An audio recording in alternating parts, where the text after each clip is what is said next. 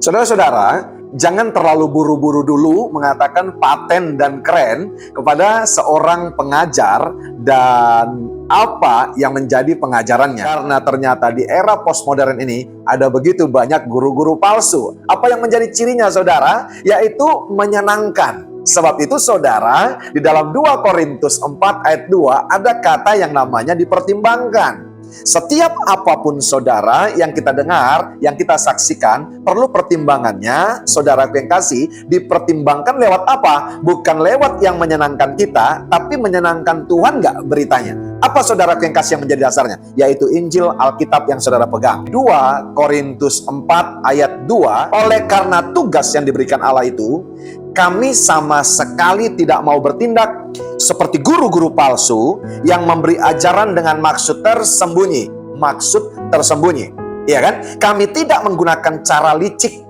dan tidak mengubah ajaran Allah untuk menyenangkan manusia. Sebaliknya, kami selalu mengajarkan yang benar dengan terus terang. Kami juga bersikap terbuka dan wajar terhadap orang lain.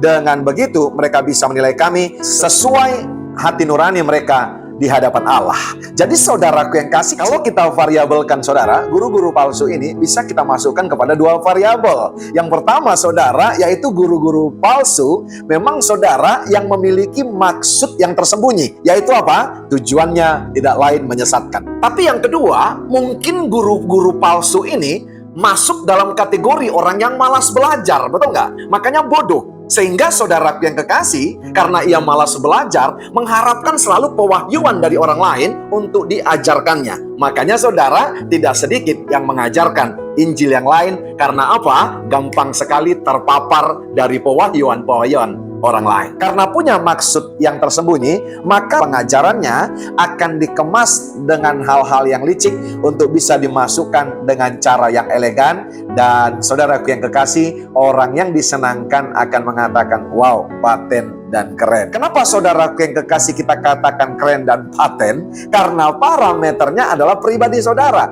bukan tertuju dan fokus kepada pribadinya Tuhan yang disenangkan. Makanya ketika saudara senang lihat pengajar itu dan pengkhotbah itu, saudara katakan, aku senang lihat pengajar dan pengkhotbah ini. Saudara nggak pernah, saudaraku yang kekasih, konfirmasi saudara kepada yang namanya dasar daripada kekristenan, yaitu Injil, firman Allah yang ineransi, yang tidak pernah didapatkan kesalahannya. Karena pengajaran manusia bisa salah, tapi Alkitab tidak salah, saudara. Sebab itu sebaliknya, Alkitab ini berkata, harusnya saudaraku yang kekasih, apa yang menjadi, saudara, parameter daripada pendengarnya, sehingga ia diberkati dan terberkati dan mau menjadi pelaku daripada Injil dan firman itu. Apa, saudara? Hati nuraninya, saudara. Iya kan? Dan firman itu menegur, menasihati, membangun, mengarahkan kita kepada yang lebih benar, menuju kepada keserupaan dengan Kristus. Itu parameternya. Tapi kalau saudara yang kasih, di luar daripada itu, maka ada maksud yang tersembunyi. Apa maksudnya, saudara, dengan kelicikannya? Yaitu menyesatkan. Saudara-saudara, saya mau berkata, bagaimana caranya kita tahu yang palsu kalau saudara nggak tahu yang asli? Nah, itu masalahnya, saudara. Sebagian orang memakai parameternya adalah apa, saudara? Yang menyenangkan hatinya. Orang akan berkata, saudara, wow, persis banget apa yang ku alami. Kalau orang mengatakan seperti itu, maka kita akan gampang sekali disesatkan. Karena kita tidak tahu, saudara yang kekasih, mana yang asli, mana yang palsu. Hati-hati, saudara. Kadang-kadang nggak berasa, saudara, itu saudara yang kekasih adalah tipis banget.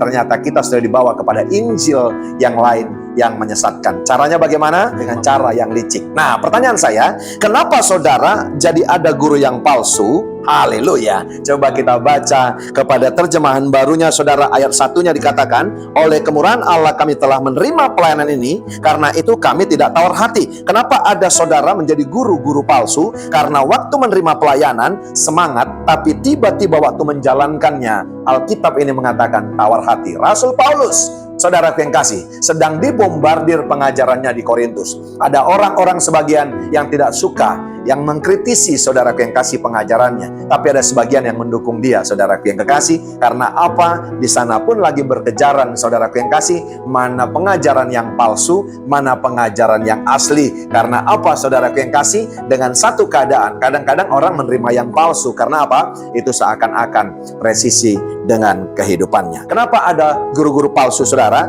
Karena tidak punya waktu lagi untuk merenungkan kasih anugerah dan merenungkan firman, makanya pewahyuannya salah melulu. Iya kan? Di depan tadi sudah bukakan kabar buruknya kepada kita. Karena Injil adalah good news, kabar baik, maka saya mau mengatakan kepada saudara, puji Tuhan, ada kabar baik buat kita hari ini. Apa saudara yang bisa menangkal yang namanya pengajar-pengajar atau guru-guru palsu tersebut? Saudaraku yang kekasih, on-kan terus hati nurani saudara. Iya kan? Dari mana didapatkan hati nurani saudara? Di dalam jiwa ada pikiran, perasaan, dan kehendak. Di dalam roh ada persekutuan, pewahyuan hati nurani. Makanya tingkatkan persekutuan saudara dengan Tuhan sehingga engkau mendapatkan pewahyuan. Ketika ada pengajaran saudaraku yang kekasih yang palsu, maka pewahyuan dan persekutuan itu serta hati nuranimu saudara akan menangkal itu. Saran saya yang berikutnya apa saudaraku yang kekasih? Saudara jangan hanya terfokus